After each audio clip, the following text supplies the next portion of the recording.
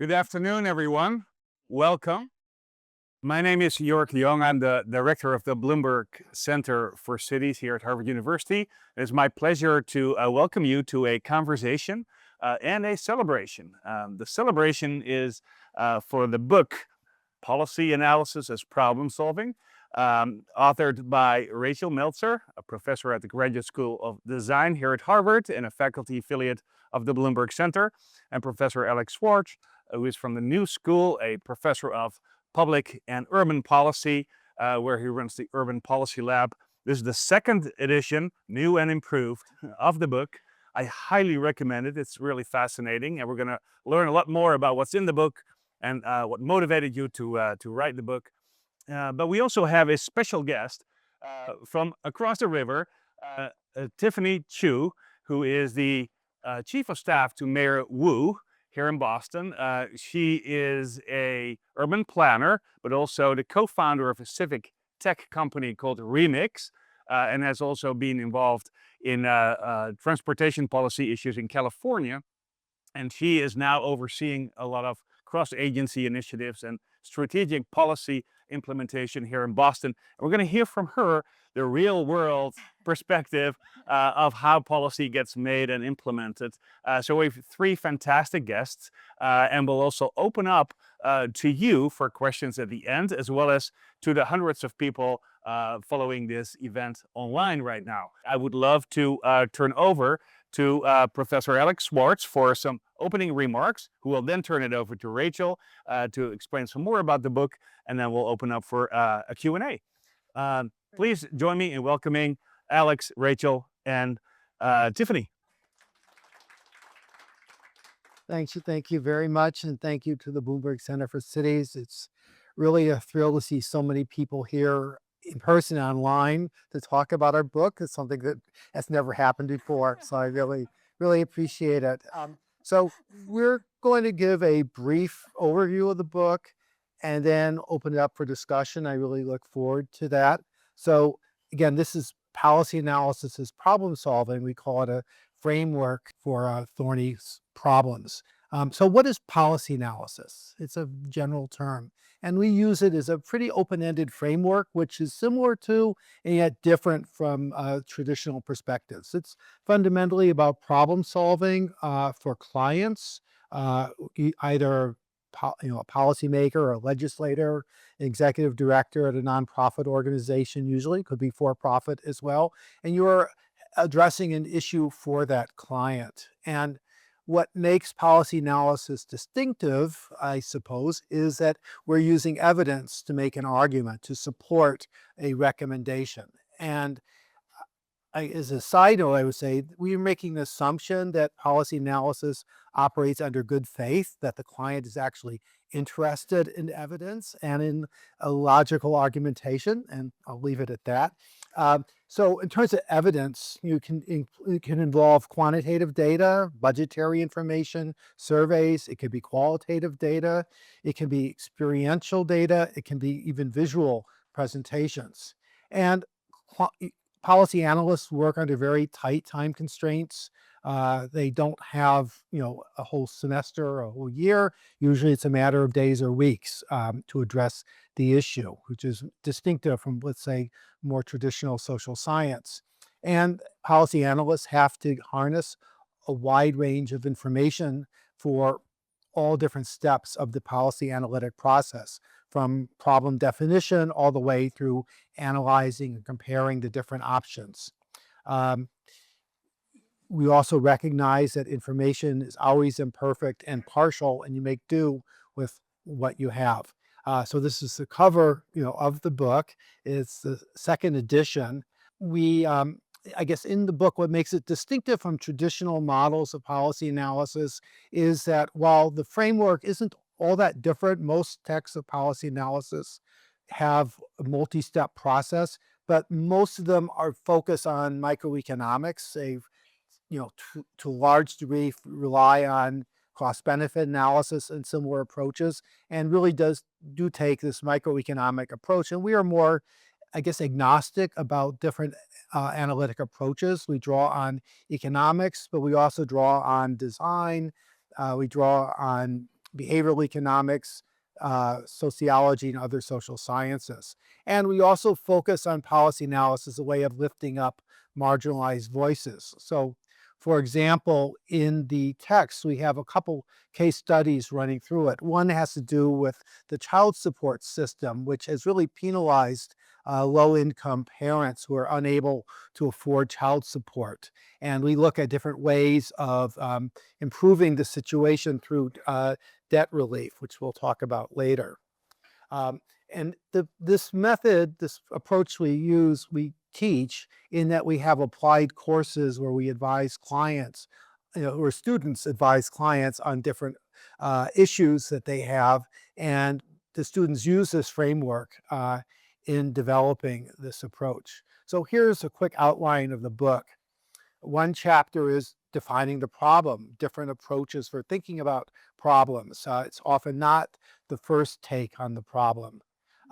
What are some methods of identifying possible options for addressing the problem? And here, in addition to more traditional approaches, we also look at design thinking, we look at behavioral economics, other approaches to come up with different ways of developing ideas as well as modifying them. And we emphasize that policy analysis is an iterative process.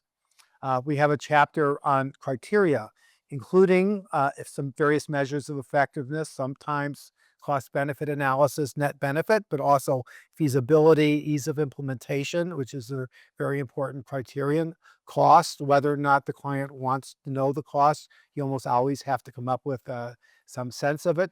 We have a technical chapter which introduces students to cost-benefit analysis. We apply a critical perspective on the uses of cost-benefit analysis, some of the conceptual underpinnings and the weaknesses. We also compare cost-benefit analysis to cost-effectiveness. We have a chapter on analysis where we look at how you apply data and other sources of information to weigh the strengths and weaknesses of different options, to identify and weigh the different trade-offs. We have a chapter on the variety of research methods that you can use and should use to work through the policy analytic framework. And we finally have a chapter on the ethics of policy analysis with examples of actual jobs that policy analysts have. And I think with that, I mentioned we have a couple cases in the book, and this is actually new for this edition. We have one case looking at challenges with water use out west and from the Colorado River, and another case looking at whether or not short-term rentals, also known as Airbnb and other platforms, to what extent do they represent a threat to housing markets, and to what degree should policy analysts address those issues. And I think with that, I'm going to turn it over to Rachel. Great. So I'm going to just give you some examples of how we've used this framework and approach to apply it in practice. I think what we really try to do in the book and also in delivering and teaching these methods is to really tie it to application on the ground. We don't want this to be kind of living in some theoretical space. And so we do that in the book by integrating cases throughout. We have one case on child support debt that kind of is threaded throughout the book. And then we have another one related to voting and affecting kind of the engagement in voting. And then we have other examples throughout. But the idea is really to make sure that these ideas are tied to actual examples on the ground. So I'm going to just give you a couple examples of how this has played out in projects that we've done in class, both in a live format. So a lot of the content of the book has come out of our teaching this class for a very long time. I won't say the number, but we've had lots of cases on the ground with students, and we draw from that, not just in the textbook, but here in the examples I'll give, we take cases that were live with actual clients at one point that we've kind of recycled into simulation exercises so that students can do the same practice without having an actual client there in that moment. And again, we try to provide resources in the textbook so any instructor out there can replicate it. The first example I want to give is related to a project where originally this came out of working directly with the New York City Mayor's Office of Criminal Justice. A lot of these cases were built out of working with agencies, organizations in New York City. That's where Alex is now. That's where I was for a long time before coming to Harvard. And so we worked with a lot of organizations there. The Mayor's Office of Criminal Justice delivered our students with a project. And the students actually came up with this problem, how to reduce the delays in bail payment. That was not the nice, clean, neat problem statement that was delivered to them. They were handed kind of a bigger mess of a problem, and they extracted from it this central issue. And I like this as an example because the students, when they did this live and when we've used it as a simulation exercise, often grapple with the distinction between tasked with solving a bail reform problem writ large versus carving out this very specific question about bail payment, right? And so they really kind of, on a lot of levels, had to do a lot of work to make sure that they were focusing on this subset of a problem. So just to address this problem, it's an area, actually criminal justice policy and the implications of spending time behind bars in jail. There's actually a lot of research that shows long-term implications of even a few days in jail. So there was a decent body of work out there with quantitative data for the students to build off of to make their case. But there was a lot that they didn't have at the ready to answer this question. And so the students spent a lot of time digging into the actual process of bail payment in New York City. I'm going to show you an image in a minute that conveys I'm sure you all can guess how not simple it is to do that. And so they really had to understand the different agencies that were involved and the steps that it took from the seat of a loved one trying to do this for someone who maybe just got arrested and they got a phone call that says that they were being, bused to a jail in some faraway borough of New York City. So really understanding the process of going through that. As I said, there was a decent body of research that they could draw from to understand the implications of incarceration, both in the short and long term. They actually went out and visited the jails. They spent time there, kind of putting themselves in the experience of what it would be like to make your way to Rikers and try to figure out how to pay bail for a loved one who was arrested maybe hours ago. They interviewed people involved in the jail system, in the judiciary system, and anyone kind of adjacent to this process. And in the end, they came up with a recommendation of an online bail payment system. Again, it seems simple here, but there was a lot of work that went into bringing together this recommendation as an example of harnessing all kinds of data, right? This broad view of data. The data is not just quantitative numbers in a spreadsheet, but we're pulling together experiential visits, qualitative kind of understanding of experiences that different stakeholders in this process are going through. And also an example, as Alex mentioned before, of bringing to the table voices of marginalized interests that don't usually have that space. In this example, it was not just people who might be, have been arrested and waiting to be bailed out in that moment, but also the people kind of attached to that person, right? And what it means to go through that process and have to deal with the system that you're dealing with. So this is an example of actually a group of students here at Harvard when they did this case for a simulation exercise in the class. And this project really benefited from having a group of students from our Master's in Design Engineering program. They approached this problem with a systems thinking lens, or systems lens. And as you can see, I think here they've done a nice job of actually simplifying a process that's way messier and more complicated than it looks here.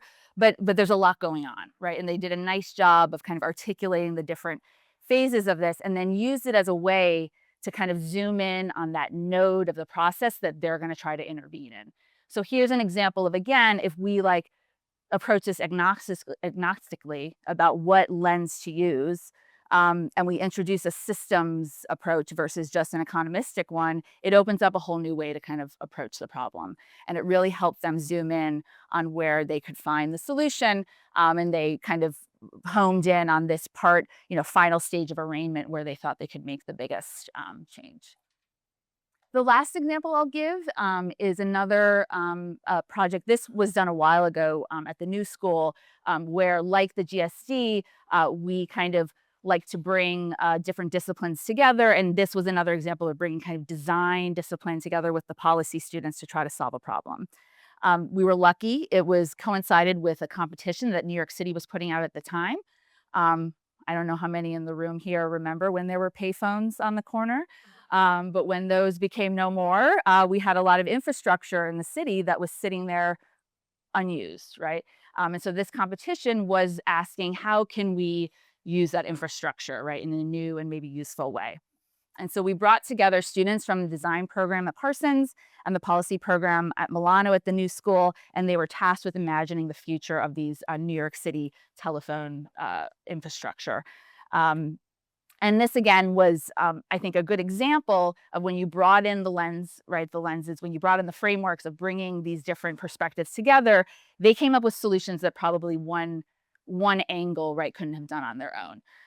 And so they, they got together and just did a lot of brainstorming together. The policy students were kind of tasked with looking at the service delivery side of things and any policy kind of attachments that would go along with the infrastructure. And then the design students actually implemented the physical, the technological design of the solution. And it did end up being judged by a citywide panel. I don't think they won, but I think they got pretty far. But it was a useful way to tackle it. And this just gives you an example of kind of what they came up with, right? So again, the design students probably could not have completed this in full without some understanding of what service this would deliver, what policy it might tap into. And then likewise, the policy students couldn't, right, in the same way, have come up with the actual physical and infrastructural design of what we ended with. Okay, so the final thing I'm going to end with is what we affectionately call the matrix. And I do see some of my students in the room, and they'll know that kind of, right, smirking as they see the matrix. This is really the culmination of all the work that we try to do in the book and the class. And it does a few things. So policy analysis, as Alex mentioned, is a process for using evidence to back up these evaluative criteria that you're going to use to compare the options that you're considering to address the problem that you've identified. There's no perfect solution, so there's always going to be some trade-off. You have to give up something to get something else. And so the matrix is a nice, concise way to show that. Whenever I teach this class, I talk about how you have to assume how your audience has a very limited attention span, right? Maybe you have, time for them between meeting A and meeting B. I don't know, maybe Tiffany can speak to this.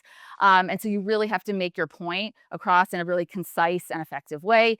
And the matrix is a way to do that. So the way it shows these trade-offs kind of in a one shot is, you see on the vertical axis there, and this is going back to the bail payment example I talked about. On the vertical axis there are the alternatives and this is like kind of the final refined set of alternatives that the students came up with.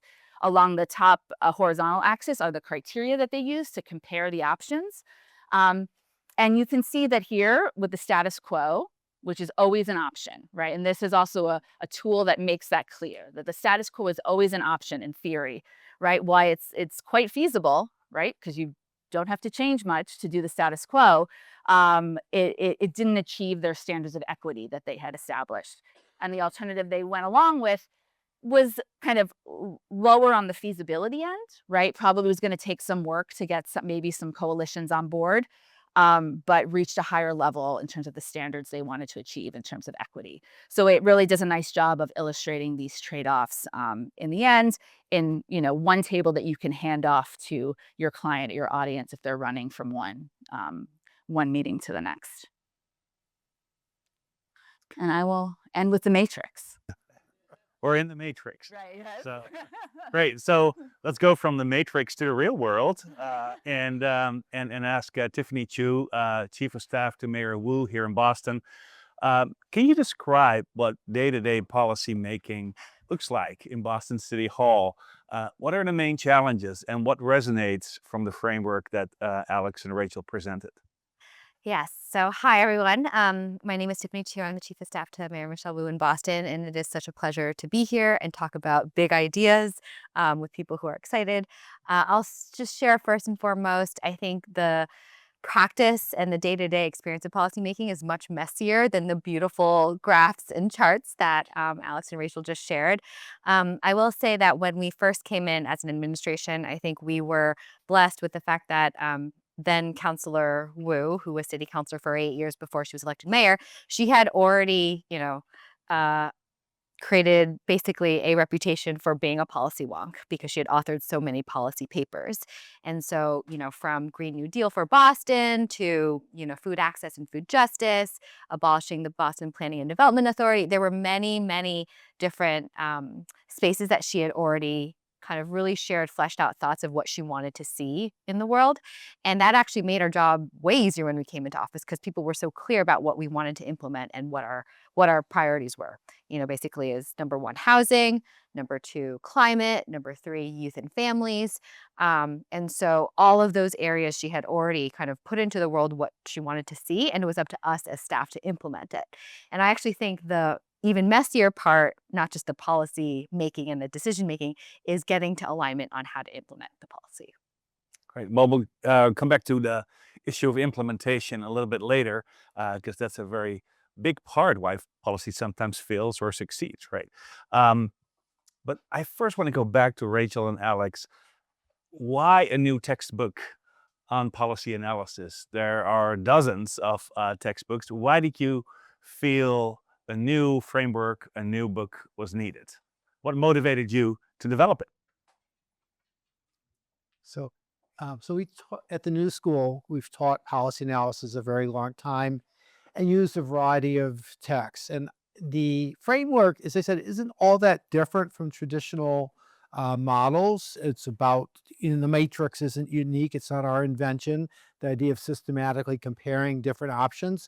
I think what's different is that we try to have a broader view and not just look at the desirability, the effectiveness of different options, just in terms of economics, just in terms of looking at the atomistic impacts of a given policy on a population and just tallying up the advantages and disadvantages, the economic advantages and harms, and then tallying them up and coming up with an aggregate figure and deciding which option should be decided on that basis. We just feel that's a very limited approach and probably not realistic in many contexts, which is not to say we don't think that cost-benefit analysis doesn't have its uses. At times it does, but we felt it was important to be broader, more agnostic in terms of the disciplinary boundaries that should be applied in policy analysis. And that was the main reason, I think, that we decided to write another text. There are a number of them out there.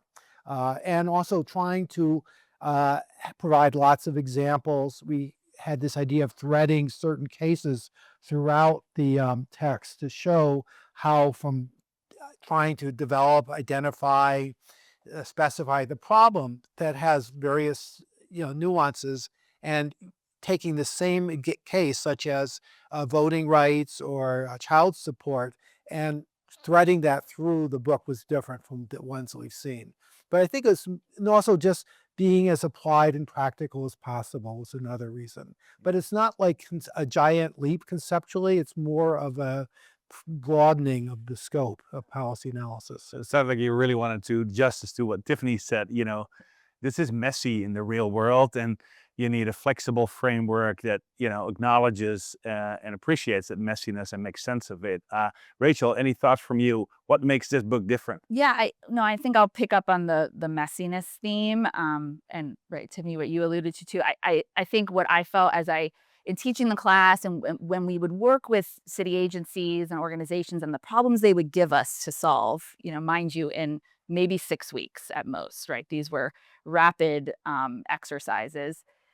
Were often, for them, the problems that they couldn't, that they didn't have the evidence ready to go right away. So these were newer, I don't know, newer problems, or problems that emerged in new ways, problems that were less maybe researched, certainly quantitatively, empirically. And so this framework became really useful in trying to give still some order to otherwise kind of unwieldy problems that did need to be solved, right? The alternative, it would be, oh, just forget it, right? We'll put that aside. So I think we tried to provide something that could make something that felt kind of unsolvable solvable, because you had a tool to kind of wade through the unknowns. And so we really wanted to be able to document that in a way that people could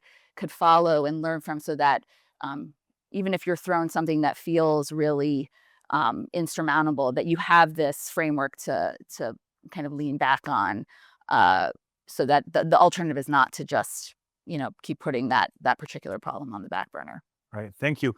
So, Alex, I want to come back to something you mentioned almost in passing, that there's a big assumption that people are actually interested in evidence and policy analysis, and that assumption may or may not always be true at any given time.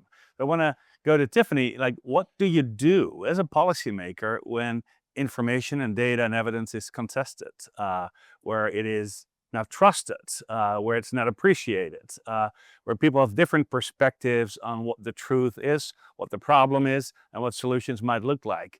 That's kind of gets to the messiness, right? But the political messiness of things. So can you describe what that looks like from your perspective? And I want to come back to Rachel and Alex to see how they make sense of that.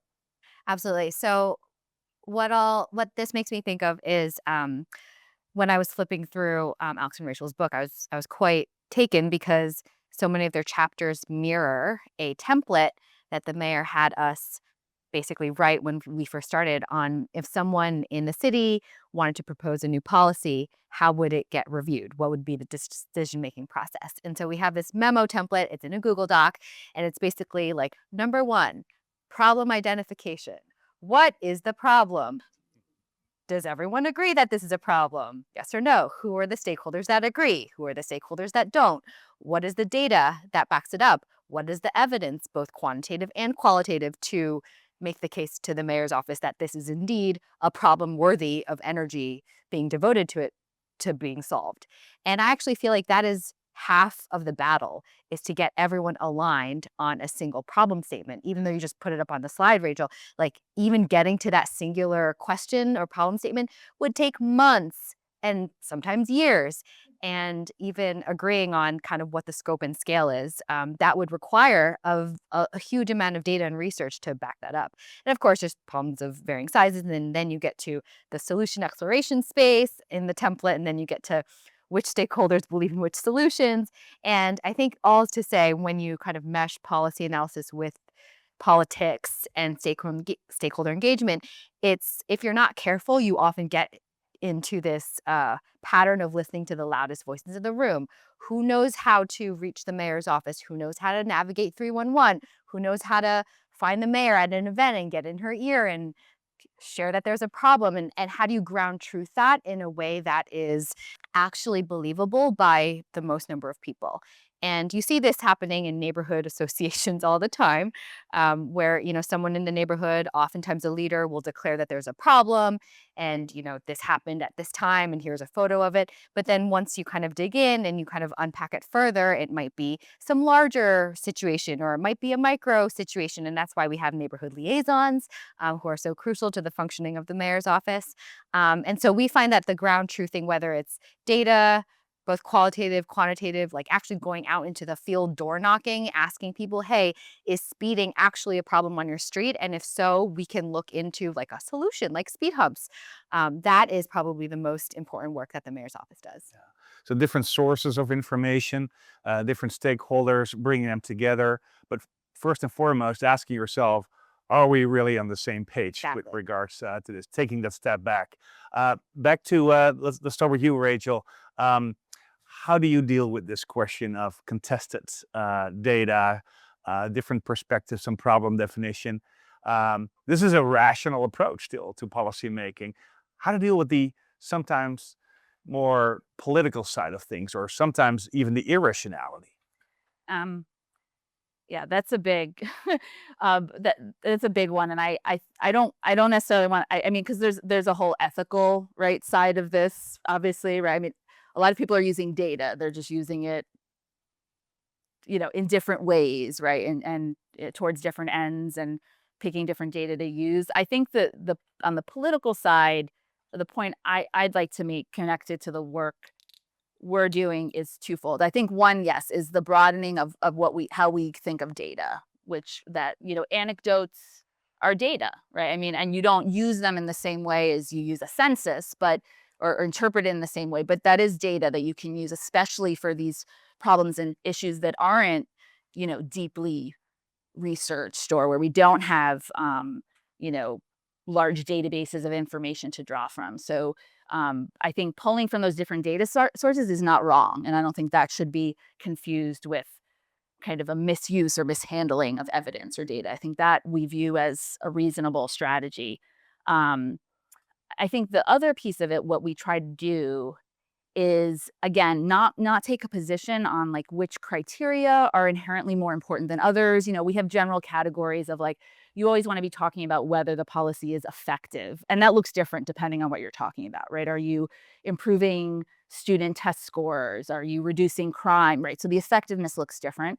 We talk about, you might want to have a category of, broadly equity, which is really about maybe the distribution of the benefits and costs. So we don't take a stand on which one of those is more important, but that they're transparent, right? That calculation and that trade-off is made clear. So if the politics, right? If I always say, if there's one council person that you need to get them on board, and that's all that matters for this political issue, that should be in the matrix, right? I mean, maybe an internal matrix, maybe, right, that doesn't get published, but like for the decision-making process, that should be in that matrix, and it should be applied consistently and transparently, right? The risk is you don't want to take one option and talk about politics for one and then talk about just equity for the other, right? They should be applied consistently so that you can make this kind of reasonable comparison. So that's how we try to approach it, is that the politics could be the most important criterion. It just should be applied kind of explicitly and consistently across all the options. So you're saying embrace it, embrace the plurality of Yeah. data and evidence and perspectives, and make it explicit, and then see if you can work with that together. Alex? I guess, again, that assumes to some degree that the client is interested. And right now, like I'm thinking about social costs of carbon, for example. When we revised the text, we talked about how the federal government has sort of ping pong back and forth in terms of what assumptions it makes with regard to social costs of carbon in the doing cost benefit analysis to evaluate environmental regulation. And so it was introduced, I think, under the Obama administration. The Trump administration greatly lowered the allowable assumptions regarding the social costs of carbon. The Biden administration increased it, and which has major effects on the chances that different kinds of regulations would be approved or rejected. The federal government requires cost-benefit analysis for any major regulation. Just the other day, it was announced that the Trump administration decided to eliminate any consideration of the social costs of carbon. So I think in certain contexts, it's not even clear that policy analysis has any real role in this. It is purely about ideology and politics. And I think it's very difficult for policy analysts to know what to do in that kind of setting. I think that in the local government level, it's a little bit easier. That I think, at least in my experience, at least in New York, and I think in a number of other municipalities and states, there is more appetite for policy analysis. And it's, in some degree, policy is somewhat less ideological, perhaps, but I could easily be wrong on that. But right now, I'm somewhat skeptical there is much space for policy analysis using evidence and argumentation to support different reasons when the client already knows what they want to do. One other point I would make that we talk about in the book is that policy analysis is also distinct from policy making. We don't claim that policymakers take the advice of policy analysts and automatically implement it. It's one factor, that there are many other elements. And also even the use of argumentation can differ. So in policy analysis, we value specificity and clarity, but in negotiations and coalition building, ambiguity has its role. And so I think we have to recognize that as well, that policy analysis is only one part of the policymaking process. Thank you so much. And also thank you for making a plug for local government, because obviously we're biased here at the Bloomberg Center for Cities. We want all of you to work for cities, to work in cities, to run for mayor. We need the very best and brightest people in local government. And that's a great place to work, or at least better.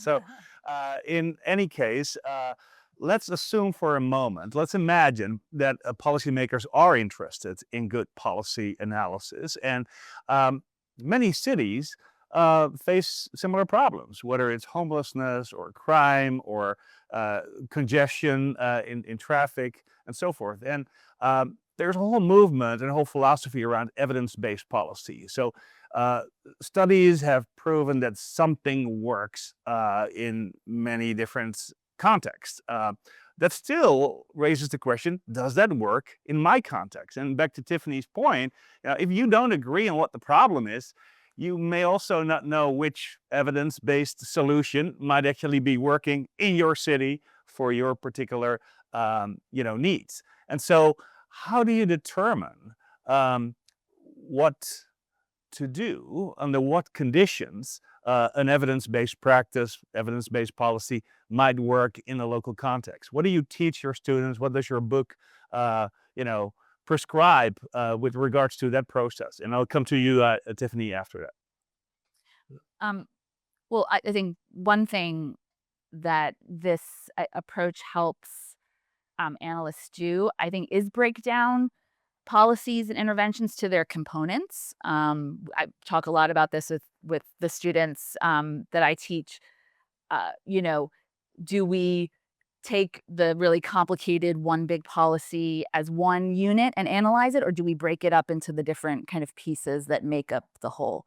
Can you give an example of that? Like Yeah, how so- to break something down into smaller pieces? Sure. Yeah. So in the book, actually, one example we use in the spirit of local government examples is a program called inclusionary zoning or inclusionary housing, which is attached.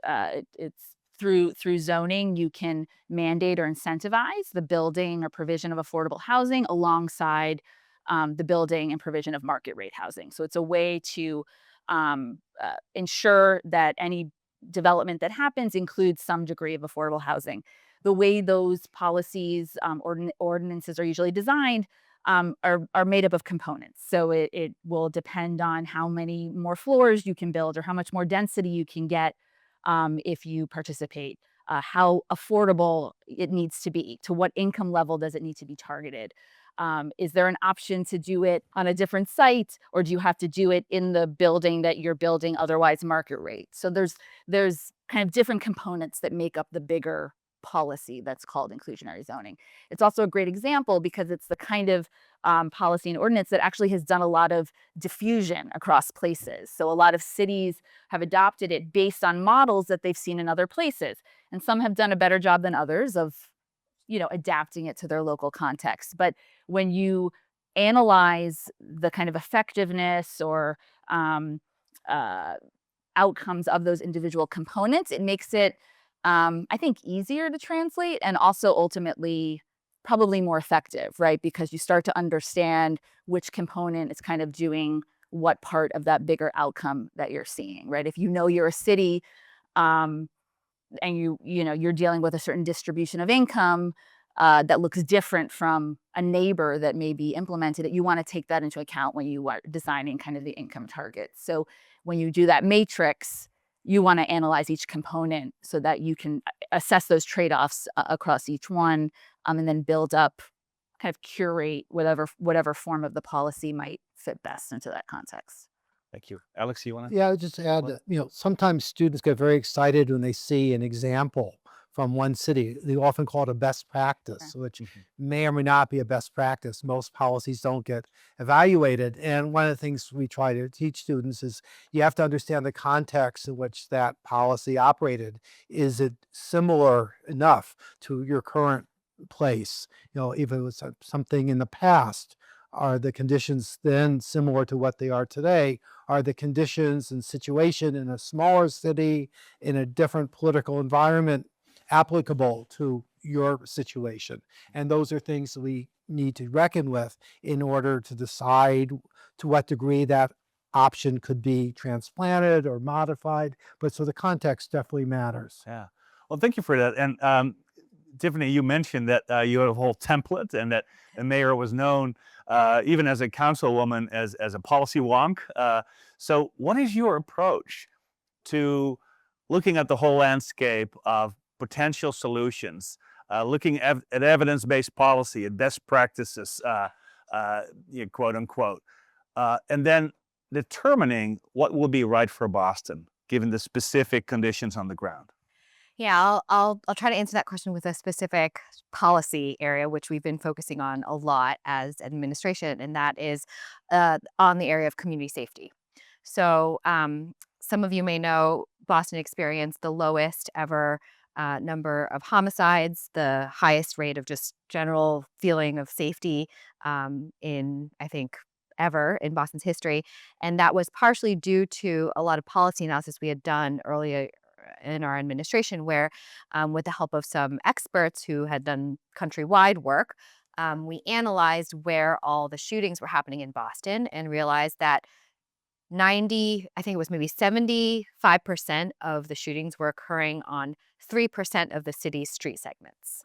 So if you look at a whole map of the city and you kind of just focus in on the 3% of street segments that were experiencing the large majority of shootings, we realized we could isolate the problem into a very kind of specific geographic, contextual solution space, as opposed to trying to boil the entire ocean of every single neighborhood across the city.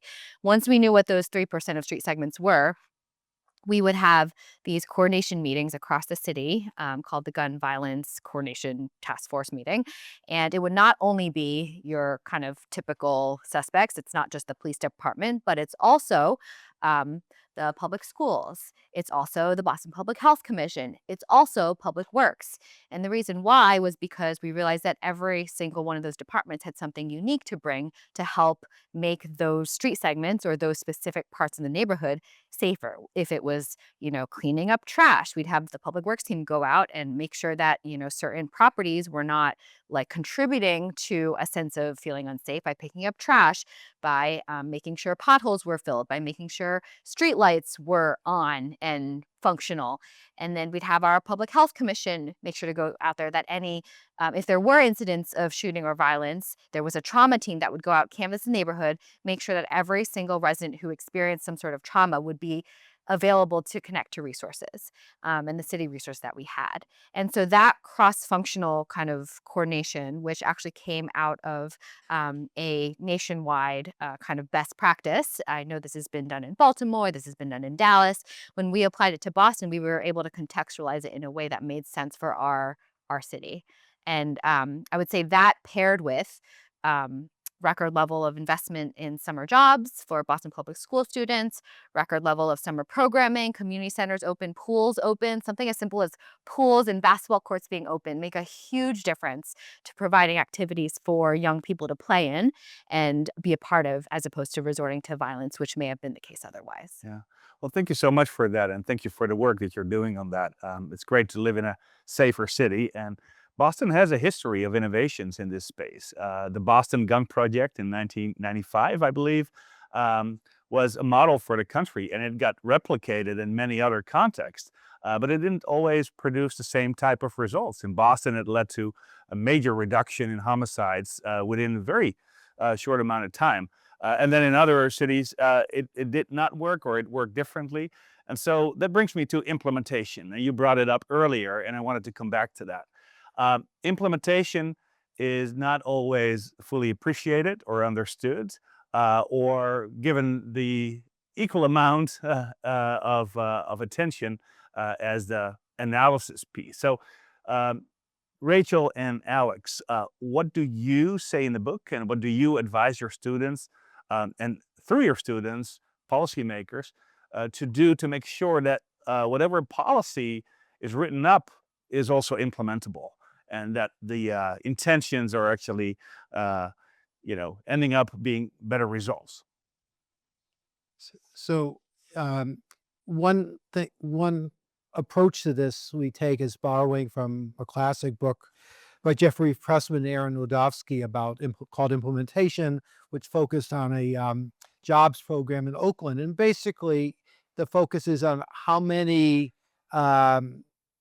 gatekeepers are there? How many decision makers are there that are required to get approval for a given program or policy? And the more gatekeepers there are, the more decision points there are, the more difficult it is to implement, to get approval, to get something actually off the ground, to get all the components in line with each other. And that's sort of the first approach we take in doing this, is trying to be cognizant of all the different elements, and to what degree does the client have influence or control over these different decisions. And the less that the client does have control over these different gatekeepers, these different decision points, the more difficult it'll probably be to implement. And I'd love to know if you think that's an appropriate approach, but that's the one that I think we emphasize the most. Yeah, I mean, I'll just add, I think we recognize too that the degree of like implementation detail really depends on the kind of stage you're at in the process. I think a lot of where we use this is maybe often at an earlier state, right? Because there's different like kind of phases to bringing something from just like ideation to actual legislation. And so the details might emerge, through those phases. So I think to Alex's point, it's like, can you have enough understanding of the point, the points of blockage, or right, the amount of negotiation that would have to happen in each phase, or so in the case of the Mayor's Office of Criminal Justice, that case I mentioned, it was interesting what came up as a really what turned out to be a pretty like significant roadblock was just the culture of the Department of Corrections, that there was just a culture in that agency that prevented or would make it difficult to implement a lot of the things that the students were working through. So it wasn't a technological blockage. It wasn't that it couldn't, it was just there was a kind of existing culture that would have made it less feasible. But at the stage of analysis, it was still their job to maybe offer up options that did try to fight against that obstacle at this stage. And then to Alex's point before, the decision maker, the policymaker might choose to not fight that battle right now. I don't, but it was, the responsibility of kind of the analyst to make it clear that, if you want to make this change that you say you want to make, you're going to have to deal with these implementation obstacles. And I think the part of this framework, what it also does is in forcing the analysts to make the connection between the intervention and the policy and the potential outcomes that it might generate. They're forced to think about implementation, because to make the connection between opening up swimming pools, and seeing a reduction in, crime, you have to think about, well, how does that connection made? Is it literally just about opening the pools? Or it's like, how do you actually get youth into the pools, right? Does it matter who's in the pools, lifeguard, so you have to start to think about those details, which is inherently about implementation, if you want to credibly be able to say something about the effectiveness of what you're proposing. In a way, policy analysis is only rigorous if it actually takes into consideration the implementation, which has a whole different set of issues to consider and think about. Tiffany, last comment for you, and then we're going to open it up for questions. So if you have a question, please think about it now. And there will be mic runners. Also, for everybody online, I see your questions coming in here on my screen. So I will bring some of those questions into the conversation as well. But Tiffany, on the issue of implementation, what's been your experience, and what do you do to make sure the fantastic policies you develop are also leading to fantastic results? Yeah, I would say my job as chief of staff is 90% implementation. Like 10% great ideas and jazz hands and creativity. And then 90% is just the grunt work of figuring out how to get it done in a workforce of, 20,000 people. And I'll give an example around where I think implementation has been the hardest, but also the meatiest and potentially the most worthwhile. One of the mayor's big priorities coming in was permitting reform. And part of permitting reform, and one specific example, is making sure that the permitting of affordable housing, she signed an executive order to make that 50% faster than what it was. And that, it's a policy, it's a document, it's an executive order that was big fanfare, lots of signing. But of course, that is just the beginning to indicate that you want to do it. It's actually all the follow through that matters. And so part of that follow through, and my colleague Maggie's here helping with all of that permitting reform, is creating kind of accountability metrics and setting whether it's quarterly goals, yearly goals for what that percentage that we're going to hit and which department is accountable for what in the pipeline. And my background is in design and startups, and one of the things that we've brought into the mayor's office since we started was this idea of quarterly goals. People might call it OKRs, objectives, key results, however you want to call it. But being able to say, hey, as a city, as a government, we're committing to hitting this goal by the end of the quarter, you'd be surprised the crazed looks I'd gotten from, my staff when they, for the first time, they had these quarterly goals that they had to be accountable to. And that's made a world of difference in terms of how to get implementation from, a big splashy press release to actual reality and outcomes. Great. So on that note, I'm going to bring in a question from the chat from Paul McKinnon. And this is a question for all three of you, but let's do brief responses so we can get as many questions in as possible. Paul McKinnon says, considering how universal city solutions are, is the biggest difference between successful cities and not successful cities mostly down to implementation? Yes.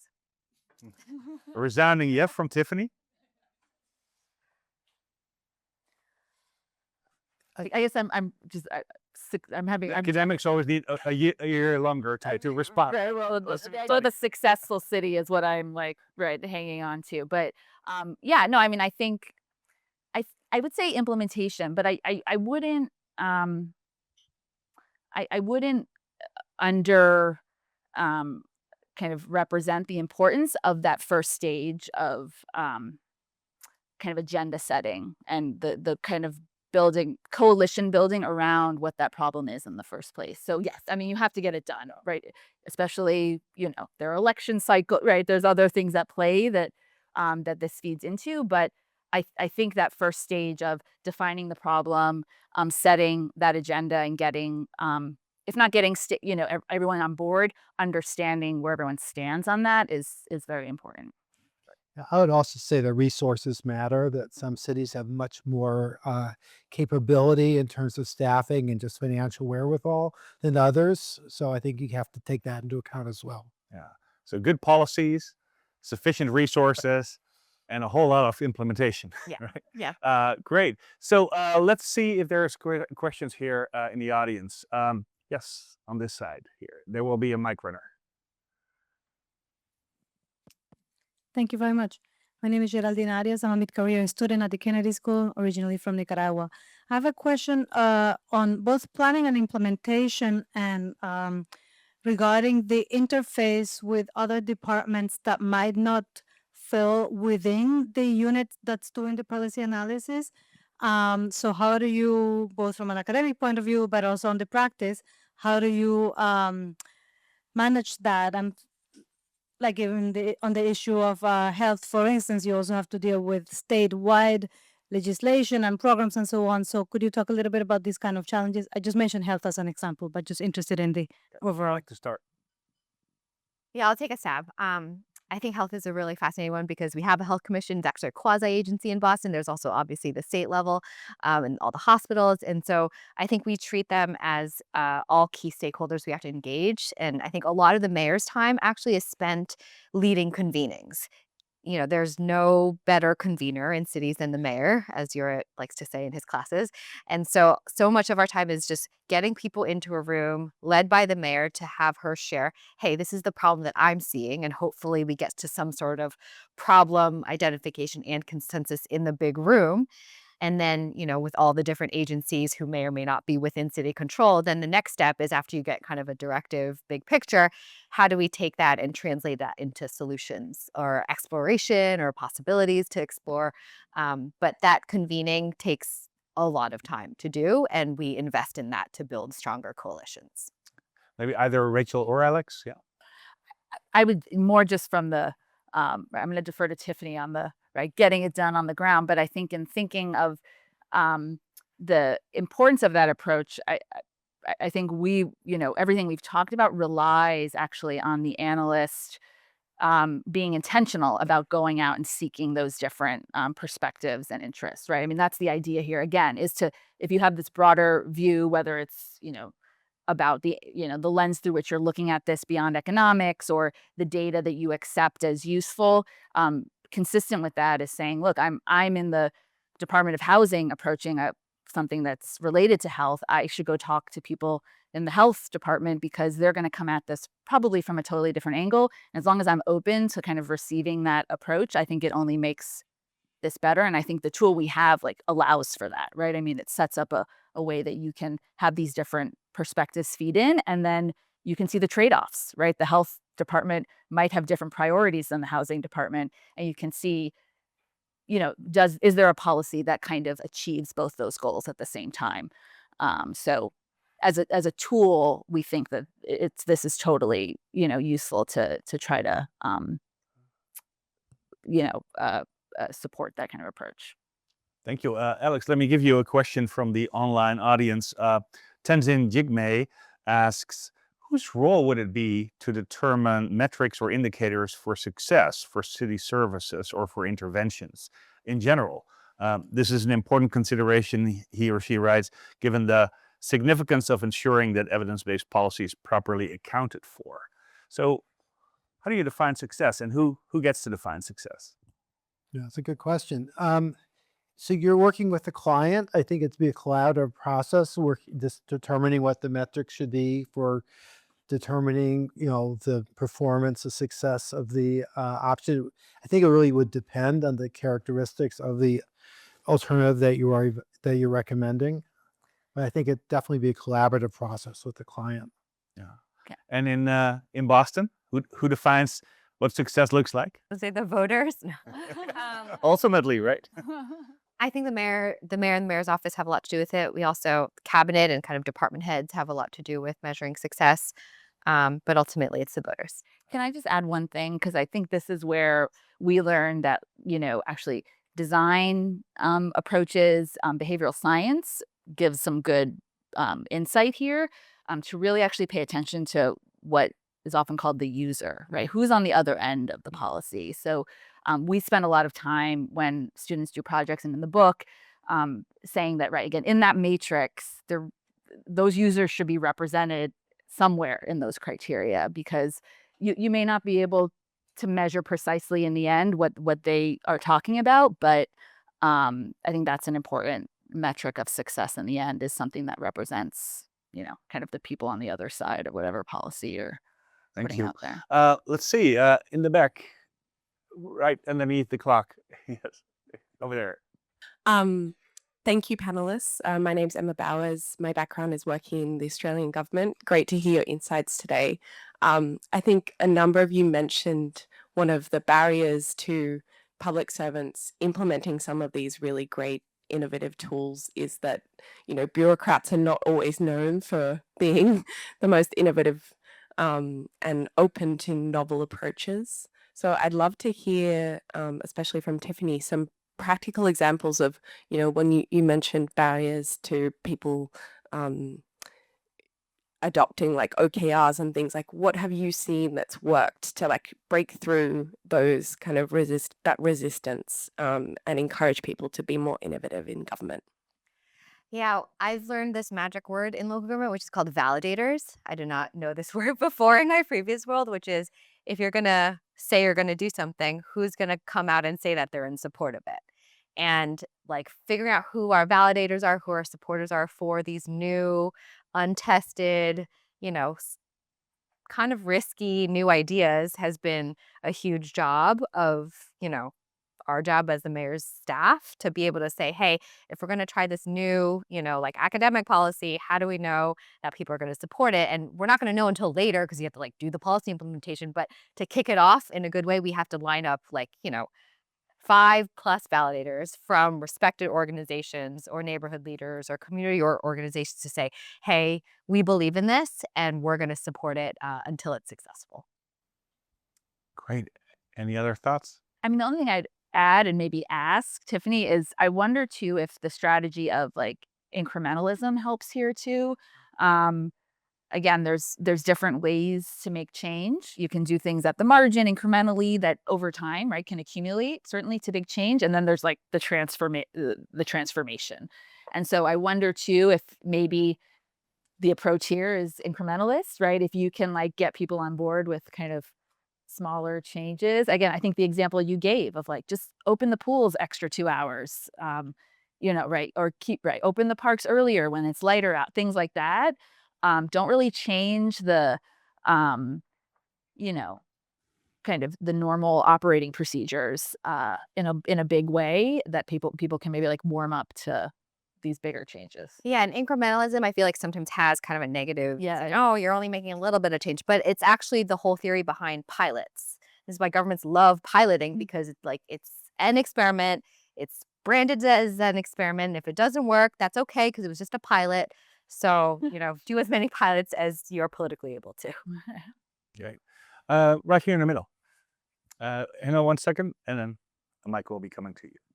Thank you so much for a wonderful panel. My name is Nina Nadripo. I am a fellow at the Harvard Kennedy School Center for Public Leadership, where we talk a lot about addressing interdisciplinary or using interdisciplinary approaches to address public challenges. And one of the public challenges I wanted to ask you about is with regard to youth psychosocial adjustment in schools, particularly thinking about gateway cities in Massachusetts, if you have any familiarity, but where the challenges are often both school-based but also community-based, because communities like gateway cities, Holyoke being an example, also Chelsea, Haverhill, Brockton, other communities in Massachusetts because of the social economic barriers. So how would you evaluate in the matrix youth testimonials for addressing the challenge, both school-based and community-based challenge of psychosocial adjustment in schools? Thank you.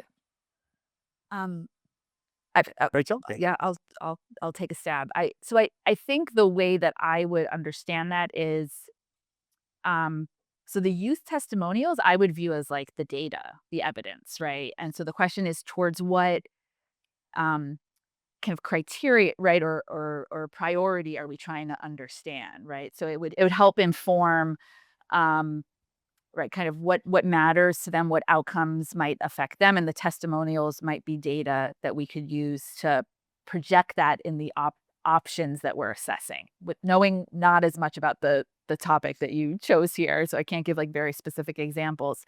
But I think here in the matrix, it would be trying to say, is there a criterion there that reflects their interests and priorities, right? Is there something about, right, that we think matters in the broader idea of effectiveness? I mean, I like to stay away from these generic terms, but that's where it would fit, right? So for this policy to be effective, it has to speak or impact this group in some way, right? And the research would kind of suggest that. So the testimonials, if you have them, and if there's kind of a body of testimonials you can draw from, that could be used in a sense to understand, well, if we did this intervention with a school, what did the testimonials kind of suggest in terms of how those youth would respond to that intervention, if that makes sense?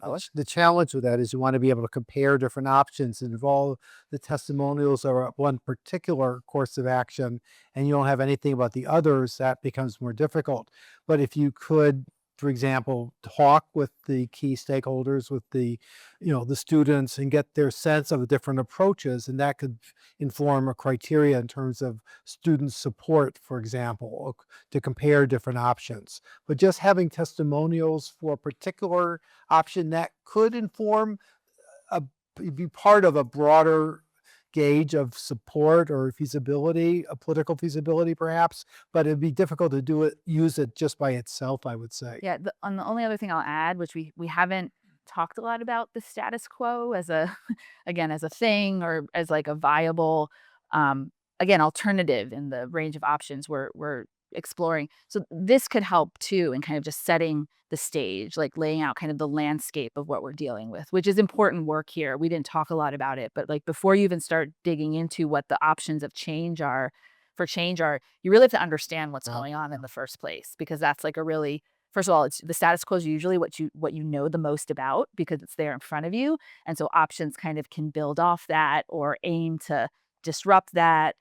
So the testimonials might also be helpful in establishing kind of where things are now and what looks like opportunities actually for change, what is working, what isn't working, and off, as kind of a jumping off point for the policy changes that get kind of suggested. Great. Well, that brings me to the final question of the conversation. And then, of course, you can all stick around. There's food, and the speakers will be around for a little bit longer, and you can have more conversations. But for the public part, what do the best public problem solvers have in common? What type of skill set and mindset are most needed in today's public sector? Do you have any advice for the students here who would like to become professional urban problem solvers? Let me start with Alex, and then Rachel, and then Tiffany, you have the last word. I guess I would say being open-minded, being open to different both theoretical and analytic approaches. Yeah, I will leave it at that.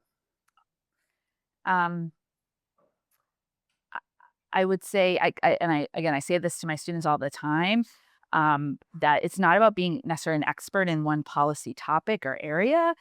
In fact, the opposite. If you can get really good at kind of being thrown any which topic or issue and being able to grapple with it, that I think makes you really equipped and kind of ready to go in and do this kind of work, which I'm sure you'll test, especially if you sit in like the mayor's office. I mean, you're thrown all different kinds of issues, and there's no expectation that you can be an expert on all of them, but you have to know who to go ask, right, about that expertise, how to like drill down on, right, what is the core problem. So being able to parse a lot of information, a lot of like noise, and pull out the signal is like a really good skill to have. And I know that sounds abstract, but the way you get good at that is actually by just practicing it. And that's why we talk a lot about cases, doing simulations. The more you do this stuff, I always say it's like you're strengthening these muscles. These are muscles that you can make stronger, and then it just becomes almost intuitive. So when you're throwing something you don't know, you can fall into that that exercise pretty easily. So I even the exercise of like, which T line will I take to work, right? Those decisions all have decision points, and you're weighing trade-offs all the time.